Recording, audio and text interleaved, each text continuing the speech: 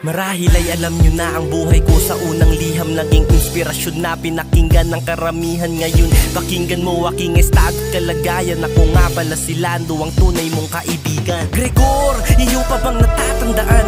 Ako ito si Lando na kalaro mo sa daan. Asaran at tawanan nung tayo'y mga bata pa lang. Kasama mong lumangoy sa sapa kahit maputikan. Tanda mo ba ha? Lahat ng mga pinagdaanan, maging sa kalungkutan ay iyong sinasamahan. Pag may away sa may kanto'y lagi mong tinutulungan. Pag sinaktan ako ni Papa bahay nyo, tanging kanlungan. Biglang nagbago ka nung minsang nakihalubilo. Nakilala mo si Pedro na nooy basagulero. Natikman mong gamot na siyang sumira sa iyong ulo. Sinabihan na kita ngunit sagot mo ay ayoko. Hanggang sa nadamay ka sa kaliwat kanan na problema. Pati magulang mo hindi ka na nila kilala. Saan kami nagkulang, ano bang naging problema? Pinili mong landas sa buhay, naging malala pa. Isang gabi habang nag-aantay ako kay Elsa, ngiti sa aking labi nabubungad sa asawa. Ngunit merong kirot sa puso ko na di malaman. Sa kalayuan may mga taong nagtatakbuhan. Tumakbo pa palapit, dumaan ako sa eskinita. Kaibigan kong Gregor, ba't kamay mo'y puro dugo pa? Ano ang ginawa, ba't sa tabi ay tulala ka? May hawak kang pitaka na kagaya ng kay Elsa. Dali-daling nagpunta kung saan merong nagsisigawan. Sa lugar na kung saan nasawa ko'y nanunuluyan. Habang papalapit pumapatak ang aking luha. Nakahandusay na babae sa dulo ng eskinita. Diyos ko po, sana itong nakikita ko'y panaginip.